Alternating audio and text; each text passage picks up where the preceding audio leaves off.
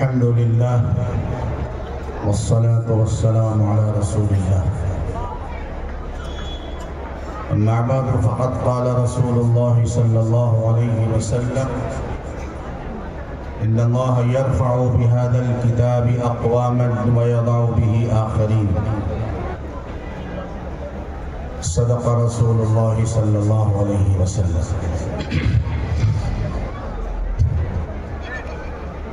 حضرات علماء کرام، عمائدین شہر، بزرگوں، بھائیوں، دوستوں، آج کے آپ کے اس اجلاس کی خصوصیت یہ ہے کہ سردی ہونے کے باوجود آپ حضرات ابھی تک قرآن کی محبت میں، اللہ، اس کے رسول صلی اللہ علیہ وسلم اور ان کے پاکیزہ دین کی محبت میں ڈٹے اور جمے ہوئے ہیں. ذمہ دار حضرات کا حکم ہوا، چند منٹ کے لیے میں آپ کے سامنے حاضر ہوا ہوں. قرآن مقدس کی فضیلت جس کے عنوان سے معلوم کر کے اجلاس منعقد کیا گیا ہے، حضرت مولانا غیور صاحب نے بھی کچھ آپ کو جھنجھوڑنے کی کوشش کی. حضرت مولانا عبدالعلیم صاحب فاروقی دامت برکاتہ نے بھی آپ کو قرآن کی صداقت و حقانیت اور اس کی عظمت پر متوجہ کیا. مجھے صرف ایک شبہ جو ہمارے اور آپ سب کے ذہنوں میں ہے، اس کو دور کرنا ہے. یہ بات ایک زمانے سے کہی جا رہی ہے کہ اگر ہمارا بچہ قرآن پڑھے گا تو کیا ملے گا. یہ سوال ہے، اور یہ بالکل ایسے ہی ہے جیسے تقریباً 200 سال سے پوری دنیا میں یہ آواز لگائی جا رہی ہے: ایک ہے تو ابھی نہیں، اور 2 کے آگے کبھی نہیں. یعنی زیادہ بچے پیدا کرو گے تو بھوکے مر جائیں گے. یہ آواز بہت زمانے سے دنیا میں لگ رہی ہے. لیکن ذرا حقیقت کی آنکھوں سے دیکھو. مجھے اپنا بچپنا بھی یاد ہے اور آج کا دور بھی دیکھ رہا ہوں. بچپن میں جب اس ملک کی آبادی آدھی تھی، اس وقت لوگ تنگ دستی، مفلسی اور غربت کا شکار تھے. لوگوں کو پیٹ بھر کھانا نہیں ملتا تھا، اوڑھنے کے لیے لوگوں کے پاس رضائیاں نہیں تھیں.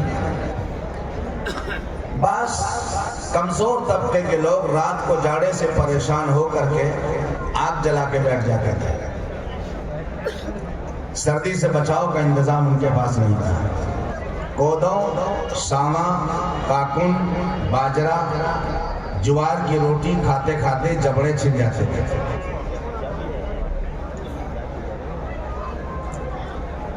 دنیا کی آبادی اس وقت آدھی تھی، آج ڈبل آبادی ہے. اللہ تعالیٰ میدے کی روٹیاں، شیرمال، کولچے، نہاری، پراٹھے اور پتہ نہیں کیا کیا کھلا رہا ہے. آواز تو بے ایمانوں نے یہ لگائی تھی: اگر زیادہ بچے ہوں گے، دنیا کی آبادی بڑھے گی تو بھوکے مر جاؤ گے. لیکن رزاق اللہ کی ذات ہے. اس نے ساری دنیا کو بتایا کہ نہیں، رزق کا گھٹانا اور بڑھانا یہ بھی اللہ کے قبضے قدرت میں ہے. نہ تمہارے کہنے سے گھٹے گا، نہ تمہارے کہنے سے بڑھے گا. آبادی اور بڑھے گی اور رزاق اور بڑھائے گا. یہ مثال میں نے اس لیے دی کہ یہ مثال ہم اپنے دماغ و شعور سے سوچ کر محسوس کر سکتے ہیں کہ ہاں ایسا ہے اور ایسا ہوا. اسی طریقے سے کمزور ایمان کے لوگوں نے یہ واویلا مچا رکھا ہے کہ آپ کے بچے حافظ قرآن بنیں گے، عالم دین بنیں گے تو کیا کھائیں گے. 2000 5000 7000 بہت سے بہت 10,000 کی تنخواہ ملے گی تو کیا ہوگا اس میں؟ بے شک کچھ نہیں ہوگا اتنے میں۔ اس لیے میں مدرسے کے ذمہ داروں سے اور گاؤں کے چودھریوں سے یہ گزارش بھی کر رہا ہوں کہ اپنے اماموں کی تنخواہ کو اتنی رکھیے کہ وہ کسی اور کے محتاج اپنی ضروریات کے پورے کرنے میں نہ رہیں، ورنہ اگر انہوں نے دائیں بائیں جھانکنا شروع کر دیا، جیسے بعض لوگوں نے دیکھا کہ میری تنخواہ کی ضرورت نہیں پوری ہو رہی ہے، بات میں نے بھی قریب میں سکری کے اندر بھی کہی تھی، تو انہوں نے تعویذ گنڈے کا سہارا لینا شروع کر دیا، عیسیٰ کی ٹوپی موسیٰ کو، موسیٰ کی ٹوپی عیسیٰ کو پہنانا شروع کر دیا۔ ہو رہا نہیں ہو رہا؟ کیوں وہ کر رہا ہے؟ اس لیے کہ آپ نے تنخواہ اتنی کم دی، آپ کا داماد آئے تو ایک دن کے ناشتے پر 1000 روپیہ خرچہ کرو، اور اپنے امام کو پورے مہینے میں 3000 روپے دو گے تو اس کے بچے گھاس کھائیں گے۔ اس لیے ضرورت اس بات کی ہے، چونکہ میں خود محتمم ہوں، بلفظ دیگر متہم ہوں، اس لیے ہر محتمم سے کہتا ہوں کہ اپنے اساتذہ کی تنخواہیں اچھی رکھے، ہر گاؤں کے چودھری سے گزارش کرتا ہوں اماموں اور مؤذنوں کی تنخواہ اچھی رکھیے۔ بہرحال مجھے عرض کر رہا تھا کہ حافظ بننے کی وجہ سے کوئی بھوکا نہیں رہے گا، عالم دین بننے کی وجہ سے کوئی بھوکا نہیں رہے گا۔ آپ نے نہیں سنا ہوگا کہ کوئی عالم اور حافظ ٹرینوں پہ سوٹ کیس بدل رہا ہے اور بینکوں میں ڈکیتی ڈال رہا ہے اور موبائل کے اوپر کسی کے اے ٹی ایم کو لے کر کے اور اس کے پیسے کو اڑانے کی کوشش کر رہا ہو۔ میں ان جگہوں کا نام نہیں لوں گا ورنہ لوگوں کو چڑ پیدا ہوگی۔ دوسرے اسکولوں کے لوگ یہ کر رہے ہیں، وہ کر رہے ہیں، اے ٹی ایم سے چوری کرنا، بینکوں میں ڈکیتی ڈالنا اور ٹرینوں پہ سوٹ کیس بدلنا، یہ کام وہ کر رہے ہیں۔ الحمدللہ ایک بزرگ حضرت مولانا سید ابو الحسن علی ندوی رحمۃ اللہ علیہ فرمایا کرتے تھے، سنو اچھی طرح، مولوی کے مقدر میں دولت نہیں ہے مگر اللہ نے رزق بہت رکھا ہے۔ اسٹیج بیٹھے ہوئے لوگ میری تصدیق کریں گے۔ آج حاجی طفیل صاحب نے، اللہ ان کو اچھا رکھے، جو علماء کے لیے کھانے کا انتظام کیا تھا، اللہ کا شکر ہے۔ لکھیم پور میں ایک جلسہ تھا، ایک سردار جی سکھ برادری کے، ان کا شوگر میل تھا، انہوں نے آئے ہوئے علماء کے دعوت صبح کے ناشتے کا انتظام کیا۔ لوگوں نے علماء کے مشورے سے منظور کر لیا، اس سے بھائی چارگی بڑھے گی، محبت بڑھے گی۔ صبح کے ناشتے میں دنیا اور علاقے کی ساری نعمتیں دسترخوان پر موجود، دیسی مرغ کا سالن، بھنا ہوا مرغ، تلا ہوا مرغ، بکرے کا سالن، کلیجی، گردہ وغیرہ وغیرہ، ڈرائی فروٹ، چلغوزہ اور پستہ اور بادام اور اخروٹ وغیرہ وغیرہ، ہر چیز۔ 9 بجے کا وقت، بھوک لگ رہی تھی، مزے لے لے کر لوگ کھا رہے تھے۔ وہ سردار جی جنہوں نے کئی ہزار روپے خرچ کر کے دعوت کا انتظام کیا تھا، وہ دسترخوان کے کونے پر بحیثیت میزبان بیٹھے ہوئے دودھ کی پھیکی چائے پی رہے تھے۔ ایک مولانا نے کہا کہ سردار جی آپ بھی شریک ہو جائیے۔ کہنے لگے مولانا ڈاکٹروں نے میرے لیے سب کچھ بنا کر دیا ہے۔ ڈاکٹروں نے فرمایا، اس وقت سمجھ آیا حضرت مولانا کی بات کہ اللہ نے مولوی کے مقدر میں دولت تو کم رکھی ہے مگر رزق بہت رکھا ہے۔ خوشامد کر کے آپ کھلاؤ گے بھی جلسے کے بعد، مولانا صاحب چائے پی لو۔ یہ اللہ تعالیٰ کا کرم ہے، یہ اعزاز ہے قرآن مقدس کا۔ میں نے اپنی آنکھوں سے دیکھا ہے، ہاں، حکیم الاسلام حضرت مولانا قاری محمد طیب صاحب رحمۃ اللہ علیہ کے جلوے میں نے دیکھے، حضرت قاری سید صدیق صاحب رحمۃ اللہ علیہ کی زندگی کی شان و مان میں نے دیکھی ہے۔ الحمدللہ ایک گاڑی کسی انسان کو ایئرپورٹ اور ہوائی اڈے اور اسٹیشن سے لانے کے لیے کافی ہے۔ حضرت قاری صدیق صاحب رحمۃ اللہ علیہ مدراس پہنچے تو 25 گاڑیاں نئی شو روم کی نکلی ہوئی کھڑی تھی۔ ہر نوجوان کا تقاضا تھا حضرت میری گاڑی میں 2 منٹ کے لیے بیٹھ جائیے تاکہ میری گاڑی میں برکت آ جائے۔ حضرت قاری صاحب رحمۃ اللہ علیہ فرمایا کرتے تھے، دنیا میں گاڑی والے بننے کی کوشش مت کرو، ایسے بنو کہ اللہ ساری دنیا کی گاڑیاں تمہاری بنا دے. گاڑی والے بننے کی کوشش مت کرو، ایسے بنو کہ اللہ ساری دنیا کی گاڑیاں تمہاری بنا دے. یہ قرآن کا اعزاز ہے. میں نے کرناٹک کے بیلگام اجتماع کے اندر دیکھا، آخری بات عرض کر رہا ہوں، مجھے نہیں معلوم مجھے کتنا وقت دیا گیا، حضرت تشریف لائیں گے میں اٹھ جاؤں گا. حضرت جی مولانا انعام الحسن صاحب رحمت اللہ علیہ، امیر ثالث، بڑا اسٹیج، بڑا اونچا، آپ 10 ڈنڈے کی سیڑھی لگاتے سامنے اسٹیج پر نہیں چڑھ سکتے تھے، ڈبل گیٹ پیچھے سے تاکہ کوئی اسٹیج تک نہ آ سکے. دوسرے دن عصر کے بعد کی مجلس 700 نکاح ہونے تھے اجتماع میں، تبلیغی اجتماع. قاضی مقرر تھے 50 آپ کے ذمہ، 50 آپ کے ذمہ، 50 آپ کے ذمہ. حضرت تشریف لائے، تبرکاً ایک نکاح پڑھا کر دعا کرانے. مجمع نے اس اللہ والے کو دیکھا اور اس نیت سے کہ اس سے کم از کم مصافحہ کر لیں گے. مصافحہ کرنے کے لیے لوگ بڑھے، سامنے چڑھنے لگے. پولیس تو نہیں تھی، ہمارے جیسے رضاکار تھے، لوگ نہیں مانے، بلیوں پہ چڑھنے لگے. حضرت نے مختصر خطبہ دعا کرا کر کے اسٹیج سے اتر گئے.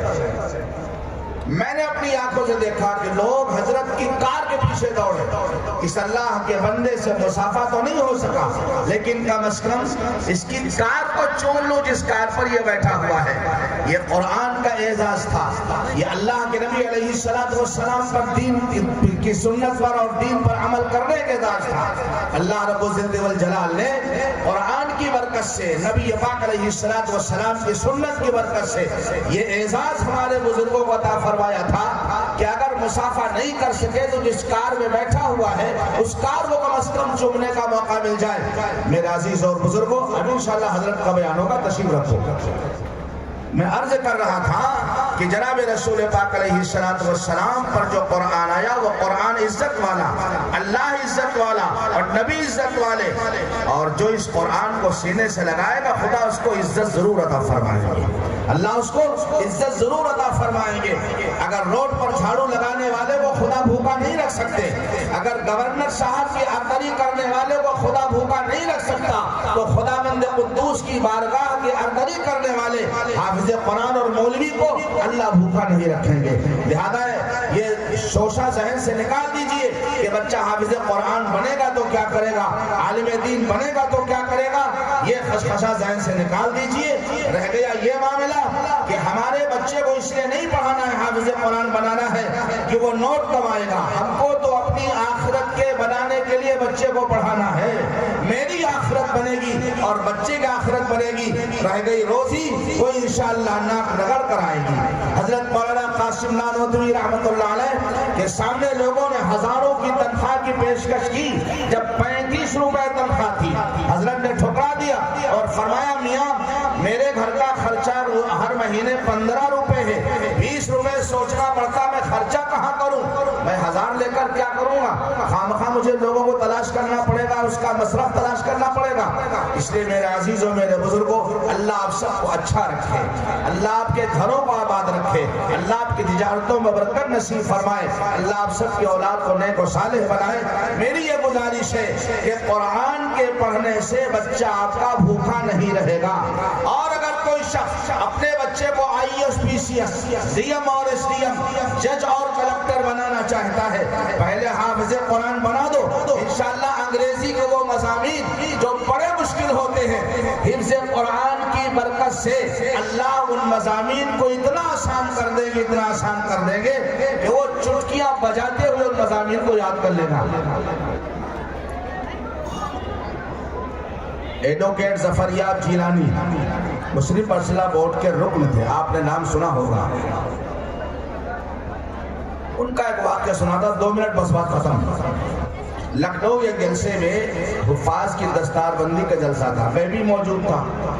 ڈاکٹر صاحب کو، ایڈوکیٹ صاحب کو ایک 10 منٹ کا ٹائم دیا گیا. انہوں نے ایک بات کہی، میں وہی سنانا چاہتا ہوں. آپ کہو گے تو مولویوں کی بات ہے، حافظ بناؤ عالم بناؤ، مولویوں کی بات ہے. ایک ایڈوکیٹ اٹارنی جنرل، انہوں نے کہا کہ میرے ماں باپ نے مجھ پر بڑا احسان کیا، مجھے ایڈوکیٹ بنایا، بہت پڑھایا، بہت لکھایا، لیکن مجھے اپنے ماں باپ سے شکایت، اسٹیج پر انہوں نے کہی یہ بات لکھنؤ میں، مجھے اپنے ماں باپ سے شکایت ہے کہ انہوں نے مجھے حافظ قرآن کیوں نہیں بنایا، مجھے حافظ قرآن کیوں نہیں بنایا۔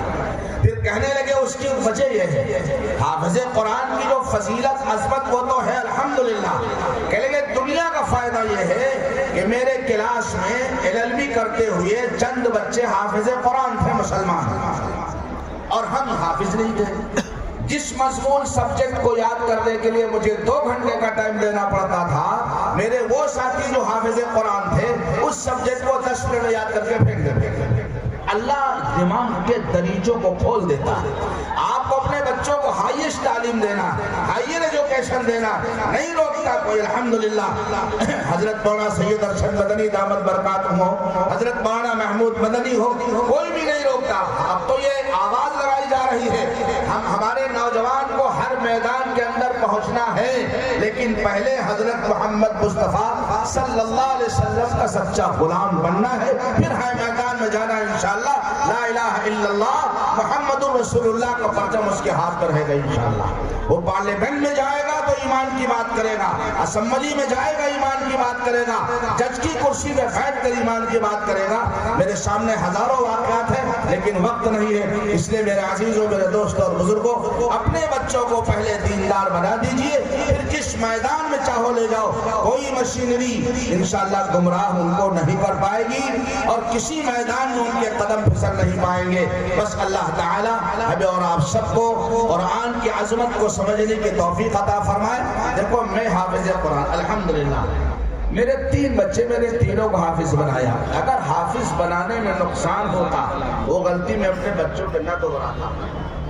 اگر حافظ اپنے بچے کو حافظ قرآن بنا رہا ہے اور عالم اپنے بچے کو حافظ قرآن عالم دین بنا، اس کا مطلب اس نے اس کا مزہ چکھا ہے، تبھی وہ اپنے بچوں کو اسلام پہ لا رہا ہے۔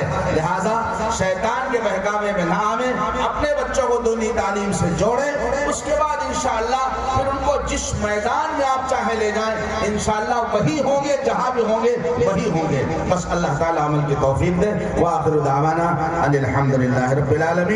مبارک ہو ان بچوں کی دستار بندی اور حضرات اکابرین کی آمد، اور جناب حافظ فضیل صاحب دامت برکاتہ کی سرپرستی اس ادارے کے لیے، اور اساتذہ کرام کی محنت و قربانی اللہ قبول فرمائے۔ وعلینا